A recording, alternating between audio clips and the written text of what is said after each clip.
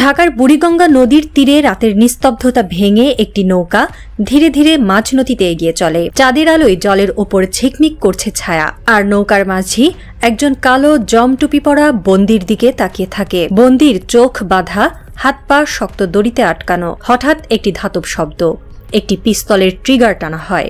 গুলির শব্দে রাতের নীরবতা চিরে যায়। রক্ত আর মগজের ছিটা ছড়িয়ে পড়ে নৌকার কাঠের মেঝেতে। নৌকার পাশে দাঁড়ানো একজন লোক, যার হাতে এখনো ধোয়া ওঠা অস্ত্র, হাসছে। তার হাসিতে কোনো মানবিকতা নেই, কেবল এক অমানসিক তৃপ্তি। এই লোকটির নাম জিয়াউল আহসান, একজন বরখাস্তকৃত মেজর জেনারেল, যার নাম এখন বাংলাদেশের ইতিহাসে এক মূর্তিমান আতঙ্ক হিসেবে লেখা আছে। কথিত আছে ভারতের গোয়েন্দা সংস্থা র বহুদিন ধরেই তাকে ব্যবহার করছে। শেখ হাসিনার কাছের মানুষদের মধ্যে একজন বিশ্বস্ত খেলোয়াড় হিসেবে জিয়াউলকে তৈরি করা হয়েছিল। রাতের এই হত্যাকাণ্ডটাও ছিল সেই দীর্ঘ খেলার অংশ, যেখানে শিকার শুধুই মানুষ নয়, একটি জাতির আশা আকাঙ্ক্ষাও। বুড়িগঙ্গার পানি যেন নীরব সাক্ষী হয়ে দাঁড়িয়ে আছে। কত শত মানুষের রক্ত এই নদী গিলে নিয়েছে, কত পরিবারের আর্তনাদ এই জলের তলায় চাপা পড়েছে। জিয়াউল আহসান একজন সাবেক সেনা কর্মকর্তা, যিনি 2009 থেকে 2015 সাল পর্যন্ত র্যাবের বিভিন্ন পদে থেকে শত শত মানুষের জীবন কেড়ে নিয়েছেন। আন্তর্জাতিক অপরাধ ট্রাইব্যুনালের তথ্য অনুযায়ী তার হাতে গুম ও হত্যার শিকার হয়েছেন 1030 জন। এই সংখ্যা শুধু পরিসংখ্যান নয়, এর পেছনে রয়েছে অগণিত পরিবারের কান্না, হারানো স্বপ্ন আর এক নারকীয় তাণ্ডবের কাহিনী। জিয়াউল আহসানের জীবন শুরু হয়েছিল বাংলাদেশ সেনাবাহিনীর 24তম লং কোর্সের একজন কর্মকর্তা হিসেবে। তার পরিচিতি নম্বর ছিল BA4060। 2009 সালে তিনি র্যাবের গোয়েন্দা বিভাগে যোগ দেন। এই সময় থেকেই তার অপরাধের সূচনা। তিনি শুধু একজন সেনা কর্মকর্তা ছিলেন না, তিনি ছিলেন সাবেক প্রধানমন্ত্রী শেখ হাসিনা ও তার নিরাপত্তা উপদেষ্টা মেজর জেনারেল তারেক সিদ্দিকীর একান্ত অনুগত। তাদের নির্দেশে তিনি গড়ে তুলেছিলেন একটি ভয়ঙ্কর অপরাধের নেটওয়ার্ক, যেখানে গুম, বিচার বহির্ভূত হত্যা আর নির্যাতন ছিল নিত্যদিনের ঘটনা। তার কুখ্যাত কার্যক্রমের কেন্দ্র ছিল আয়নাঘর, একটি গোপন কারাগার যেখানে বন্দীদের চোখ বেঁধে হাত পা বেঁধে রাখা হতো। এখান থেকে তাদের নিয়ে যাওয়া হতো বুড়িগঙ্গা বা শীতলক্ষা নদীর মাঝখানে। জিয়াউলের নির্দেশে তার টিম বন্দীদের মাথায় গুলি করত। তিনি নিজে এই হত্যাকাণ্ডে অংশ নিতেন এবং বলতেন, গল্ফ করো, অর্থাৎ ওকে খুন করো। গুলি করার পর রক্ত আর মগজের ছিটা তার হাতে লাগলে নাকি এক অসুস্থ তৃপ্তি অনুভব করতেন, এমন বিকৃত মানসিকতার স্বীকারোক্তিও সম্প্রতি দিয়েছেন। সেনাবাহিনীর কলঙ্ক জিয়াউল হক জানিয়েছেন, এমনকি একদিনে 11 থেকে 13 জনকে হত্যাও করেছেন। কসাই জিয়াউলের হত্যাকাণ্ডের পদ্ধতি ছিল নৃশংস। নদীতে হত্যার বাইরে কখনো মাইক্রোবাসে ইঞ্জেকশন দিয়ে বন্দীদের মেরে ফেলা হতো। তারপর লাশ রেললাইনের ওপর ফেলে দেওয়া হতো, যাতে ট্রেন এসে তাদের দ্বিখণ্ডিত করে। 2011 থেকে 2015 সাল পর্যন্ত কমলাপুর থেকে টঙ্গী পর্যন্ত রেললাইনে পাওয়া অজ্ঞাত লাশগুলোর বেশিরভাগই ছিল জিয়াউলের হাতে খুন হওয়া মানুষ।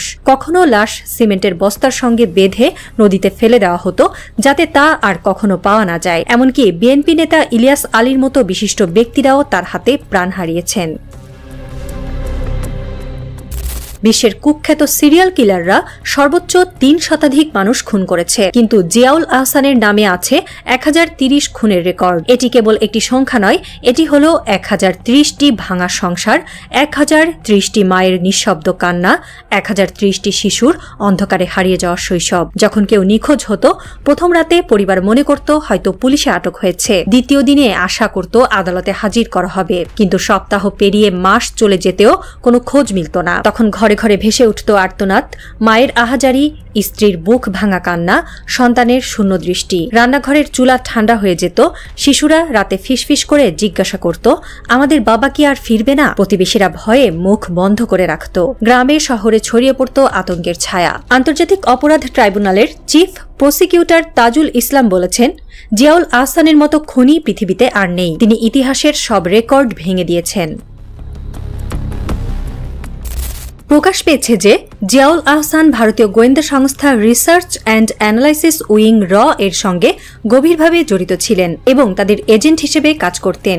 এই সংশ্লিষ্টতা তাকে শেখ হাসিনার শাসন ব্যবস্থার একটি অপরিহার্য অংশে পরিণত করেছিল, যেখানে তিনি বাংলাদেশের অভ্যন্তরীণ নিরাপত্তার পাশাপাশি ভারতের ভূরাজনৈতিক স্বার্থ রক্ষায় কাজ করতেন। গুম কমিশনের তদন্তে উঠে এসেছে যে জিয়াউল আহসান শেখ হাসিনা ও তারেক সিদ্দিকীর সরাসরি নির্দেশে কাজ করতেন। তবে এই নির্দেশগুলোর একটি বড় অংশ ভারতীয় গোয়েন্দা সংস্থা র এর পরামর্শ ও স্বার্থের সঙ্গে সামঞ্জস্যপূর্ণ ছিল।